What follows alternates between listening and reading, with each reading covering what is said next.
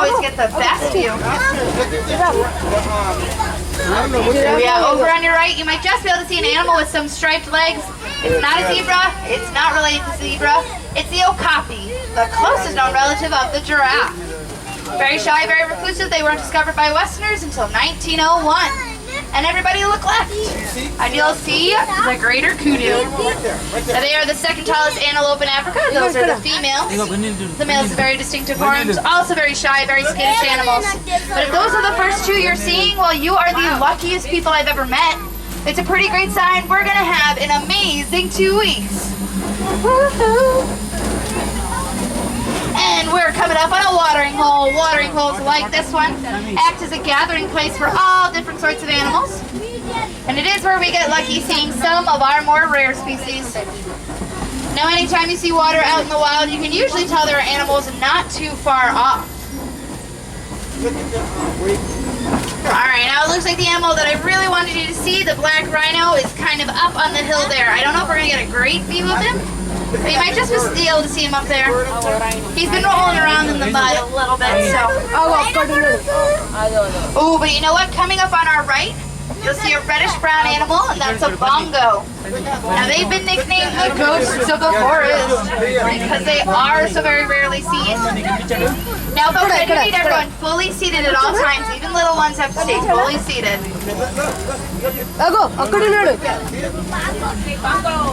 Alright, keep looking over your left shoulder though, and you might just be able to catch a glimpse of that black rhino. What are those birds? It's got way back there.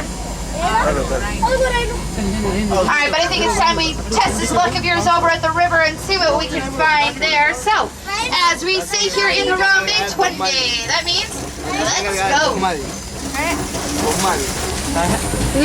Real rhino only.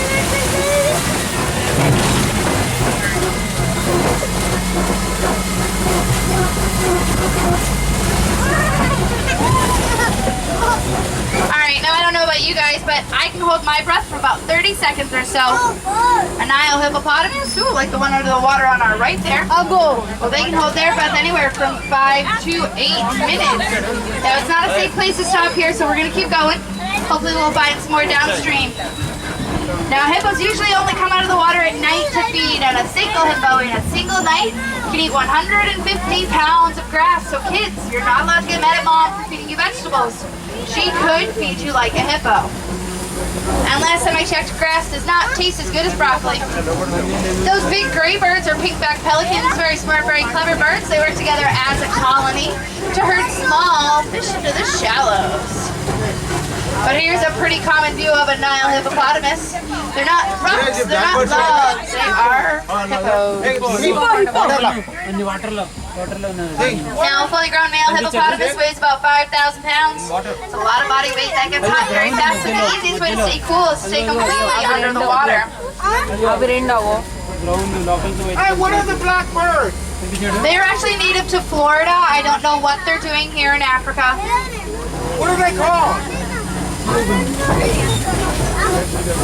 Alright, well you guys are proving to be a lot luckier than I am, but there's a rickety bridge up ahead where I have been lucky enough to see a crocodile, so cross your fingers. Just want to remind everyone to stay fully seated. I don't want anyone getting too up close and personal.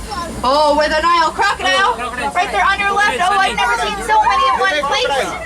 They are a lot larger and more aggressive than the American alligator, but they are cold-blooded all the same. Wow! And smiling and keeping their mouths open are actually regulating their body temperature because they cannot sweat. But they can snap those jaws shut with 1,200 pounds of pressure per square inch. Now I do need everyone to stay fully seated before we sit down, please. Alright, now we're going to get out of there because I am pretty fond of my bones and the fact that they're intact.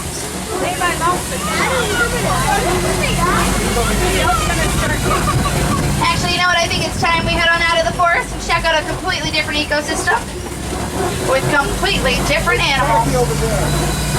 Ooh, and speaking of different, this tree on our right is an old baobab tree, and locals prefer to call it the upside down tree. Now, they store water on their trunk and go leafless up to 9 months of the year, and that helps them survive long periods of drought, but most importantly, those hot summers we get here in Africa. Alright, but keep your cameras out because personally, this is my favorite view of the entire savannah, hands down. And it's of the Serengeti grasslands. Now they stretch for hundreds of miles here in East Africa, acting as a sort of superhighway to some of our more famous animals like lions and elephants and giraffes. Oh my. But in all seriousness, this is the wild Africa we are working so hard to preserve and to protect. Now coming up on our right in that clearing there, you should be able to see some white-bearded wildebeest. They're part of the largest land migration moving across Africa, over 1.5 million strong. Now that migration is so big it can be seen from outer space. And there are two types of giraffe that live here in Harambe, reticulated and Maasai. These two coming up on our right are both reticulated giraffes, the taller of the two. They stand about 18 to 20 feet in height. They get their name from the Latin word for neck, reticulata. It's in reference to that very clearly defined net-like pattern. When we find a Maasai giraffe, we'll be able to see the difference.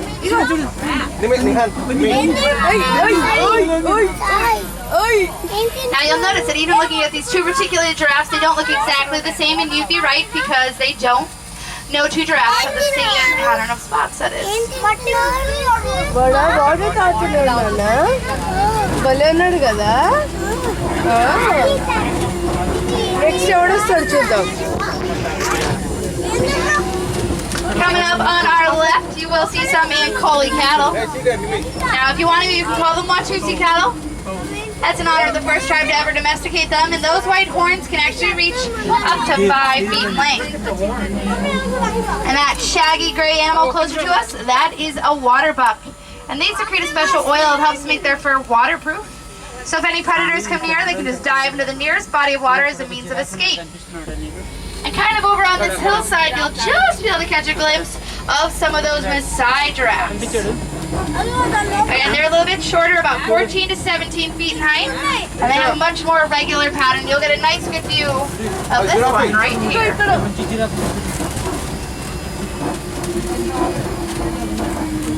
In general, though, they're a little bit shorter, a little bit smaller, a little bit darker in color, and their pattern is much more irregular.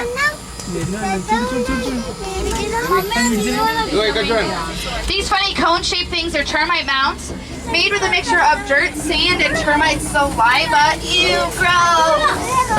Oh, but they can be as hard as concrete. Big animals like elephants love to use them as scratching posts. If you didn't get a good view of the reticulated giraffe before, here's where you're on your right.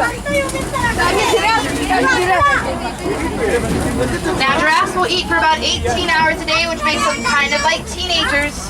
But they only sleep for 30 minutes a day, so they're absolutely nothing like teenagers. And they sleep standing up, so as much as I love giraffes, I could not survive as one. I'm rather fond of my bed. Ooh, but out in this clearing up ahead, you're going to see those large sandy-colored animals. Those are Patterson eland. And elands are the largest antelope in Africa. They can stand up to 6 feet tall at the shoulder. Not even the top of their heads or their horns, just the shoulder. And you'll also see some really little sandy-colored animals out there. And those are fully grown Thompson's gazelle. They might look like babies. I know they're very cute, but they are actually fully grown. They only weigh about 40 pounds, but their little legs can reach speeds of 55 miles an hour. Now those are those white-bearded wildebeest directly on our right again. So white-bearded wildebeest, Patterson eland, and the Thompson's gazelle. Now, if any locals hear you calling them Thompson's gazelle, they will know you're a tourist the second you say it. So just call them Tommies. That's what everyone affectionately refers to them as. ఇట్లా చూపిస్తుంది చూడు చూడు Alright, I'm thinking we should start heading on over to elephant country and seeing what we can find over there. Hopefully some elephants. And actually, elephant country starts at a little place we like to call Monkey Point. And Monkey Point gets its name from a family of mandrill monkeys. They live just behind those big boulders up ahead on our left. Now, mandrill monkeys are